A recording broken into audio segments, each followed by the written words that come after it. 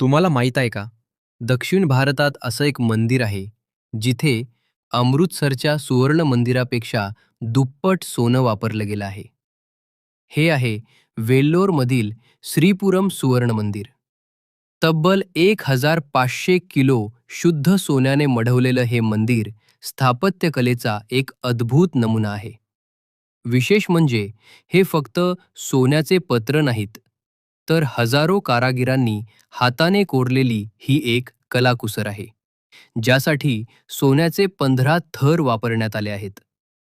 या मंदिराची रचनाही तितकीच खास आहे. मुख्य गाभाऱ्यापर्यंत पोहोचण्यासाठी तुम्हाला एक बिंदू 8 किलोमीटर लांब अशा नक्षत्र म्हणजेच ताऱ्याच्या आकाराच्या मार्गावरून जावं लागतं. हा मार्ग श्रीचक्र दर्शवतो, जो मानवी मनाला शांती देतो आणि देवी महालक्ष्मीच्या दर्शनासाठी सज्ज करतो. जर तुम्ही इथे जाण्याचा विचार करत असाल, तर 2 गोष्टी लक्षात ठेवा. पहिली म्हणजे इथे ड्रेस कोड अतिशय कडक आहे.